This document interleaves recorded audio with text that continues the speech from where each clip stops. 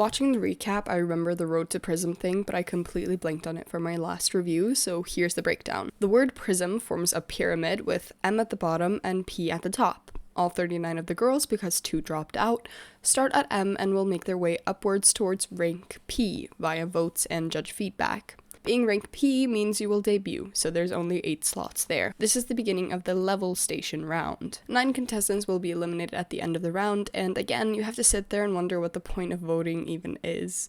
We don't actually know who's still competing, and if they wanted to have the judges decide, they should have just done that from the get-go. Don't market this as a survival show, market it as a creation show.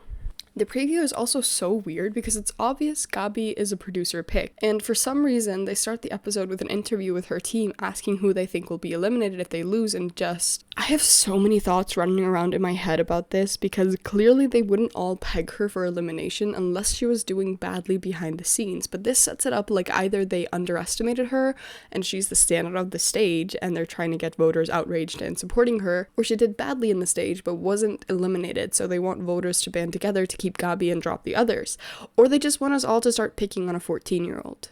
The show and the editing just makes no sense. If you thought this was about as confusing as the episode will get, strap yourself in. They announced that each step of the pyramid is split into levels, so they can all be rank M, but they might be level 1, 2, or 3 within that rank. At that point, just bail on the level system and rank them like Produce did, you cowards. But okay, whatever.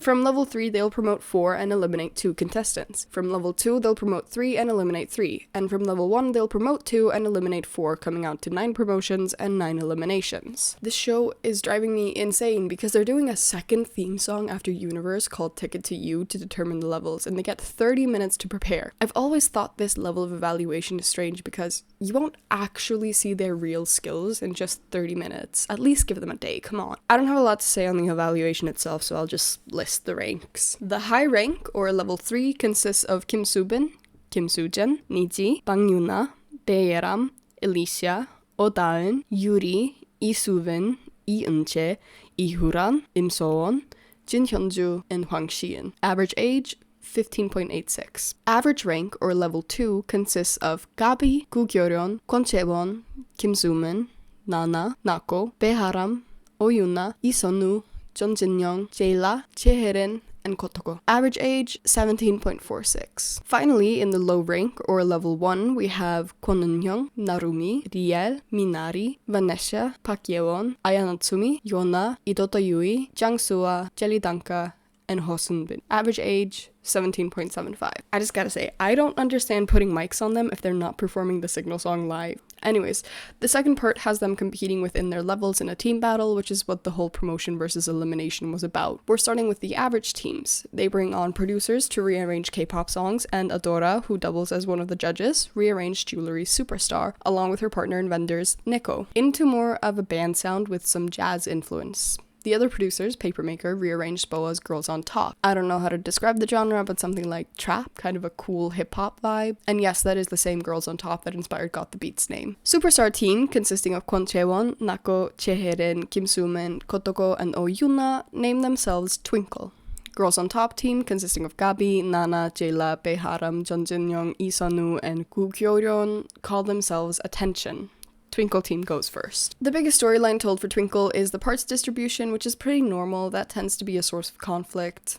What's generally not normal is a contestant bursts into tears in front of the producers because they didn't get the part they want. It happens among the trainees, but usually they'll suck it up and go along with the producers out of respect and stuff. Oh Yuna bursting into tears doesn't make me judge her character as much as it just once again affirms that kids this young shouldn't be on survival shows. It's clearly too much for them because there's so much pressure, and at that age you're way more likely to see things as black and white because hormones make you a little crazy.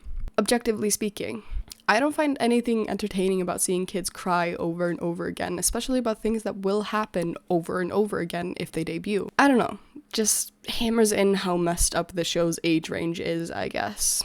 Not to get hung up on this, but consider, while they're trainees, the pool at most of their companies will probably be between 20 to 30 people. Only the really big companies will have more than that, and even then, that will probably be both male and female trainees. While it's still important to impress the judges, aka company staff, you'll not only get more chances to, but there's also much less competition.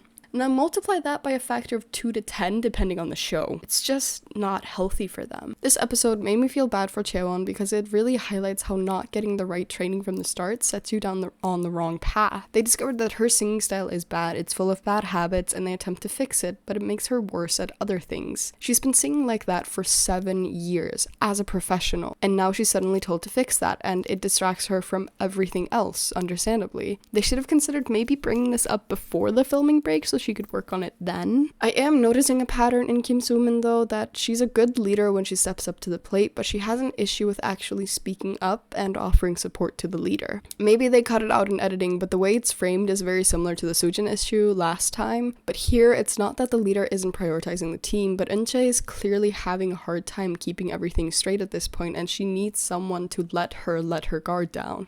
Now for the performance. There was a lot going on, and at the same time, not enough. I found it hard to focus on their voices and dancing. Like, it wasn't bad, there just wasn't really anything grabbing my attention. A bit disappointed in Kotoko, but I think it has a lot to do with a combination of not having proper vocal training and just the way her voice sounds naturally. She always sounds a little sleepy, even when speaking. Not a criticism, but by the way, it's just how it comes off to me. I think she can definitely improve with training. Oh Yoona probably impressed me the most with her rapping. Wasn't expecting that at all, but it suited her. Sumin and Taewon also pulled off their parts well, but I kinda understood why they're average rank. The whole team, I mean, because like I said, there wasn't that much grabbing my attention here, good or bad. In the judges' feedback, Sejong keeps hitting it out of the park for me by pointing out that Yoona's success as a rapper in this performance comes from her good vocal foundation. She also acknowledged that Kotoko wasn't perfect, but she put in the effort, and that was appealing on its own. Also agreed with Yoona, as I tend to do, that she just needs to fix her technique. Next up, Attention Team. Based on the runtime, I think they're the last performance of the night. We'll see. Again, a lot of emphasis put on the part distribution. 5 of them go up for the killing part, but it ultimately goes to Gabi. Not quite sure I agree. Koo Kyoron was my pick for that. I can't believe my point about crying in front of the producers was proved immediately by Nana admitting she went back to the dorm to cry about it, but she came back determined to stand out no matter what. The difference 3 years can make at that age. I enjoy that they're giving her the hardworking, trying her best to improve at it, but I can't help but want her to just barely miss out on the final lineup so Prekil can get a comeback. I barely even knew Prekil existed before this show, but I just can't watch FNC give up on another group. In the recording booth, Gabi runs into issues with her emoting, and it makes sense. She's 14. I know I keep mentioning their ages, but the show is turning into a case study for me on why we shouldn't have idols debuting before 16. They can be super talented, but there's so many other aspects to being an idol that we just can't reasonably put on their shoulders. Anyways, they definitely needed someone with more grit to do that killing part, especially since Boa's voice is so textured. I want to hear how Jayla would have done it since I think her voice would work with it, but the part went to Nana. God, I really don't want to keep saying the same things over and over again, but Gabi becomes despondent and honestly depressed after having her part changed. Not clinically, but depressed.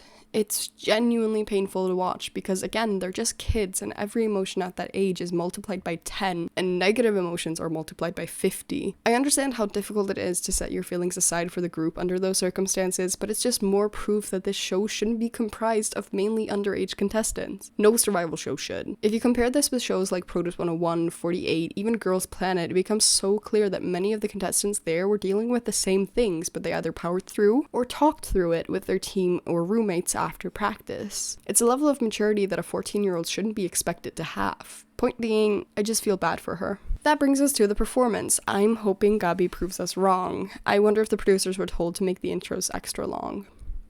I think this performance is going to become my favorite from the show. Like, this is going in my history books for sure. This was kind of a setup because this song is just naturally more performance focused than Superstar. I can't even pick a favorite moment. They were all so good. The dance break was crazy. Sunwoo redeemed herself as a main vocalist. I don't know why Gabi made such a big deal of it because she got really important and prominent parts. None of it great at the killing part, but I think Jayla knocked it out of the park. Jung Jin-young was probably the only member I felt didn't stand out too much, but she did her parts well.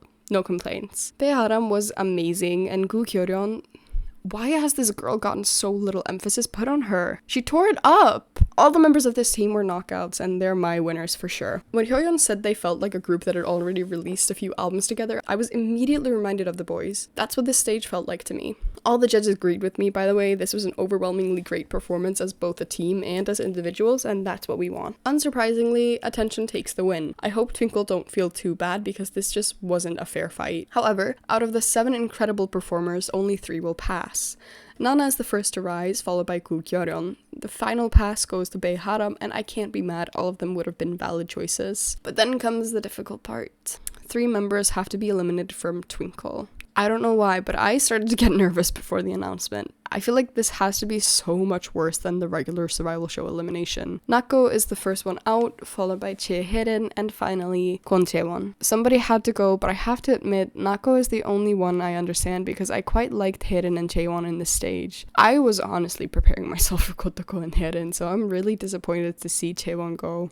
She started off rough, but she managed to fix such a difficult issue. Maybe not 100%, but she partially fixed it, and that's really impressive to me. I would have eliminated Kotoko only because I think she needs more training than the show can give her to be ready to debut. But at the end of the day, we can't always get what we want, and I think the judges do get blinded by Aegyo a little bit. It's too ingrained into K-pop for them not to be. If the next episode teased anything, it's just more reasons why 12-year-olds shouldn't be on the show. They're also teasing a possible solo in elimination, so it will be interesting to see how that plays out. Mostly because I think that's kinda impossible. The producers want her to stay so bad. So, until next time. Actually adding on at the end here that CSR's Signal came on while I was driving home from work, and I immediately thought, wow, this would actually fit a universe ticket group so well. Like, it's bright, it's youthful, it's magically cosmic, reminds me of Lovelies, which is always a good thing. I wouldn't want it as a title track, but it would be a great B-side.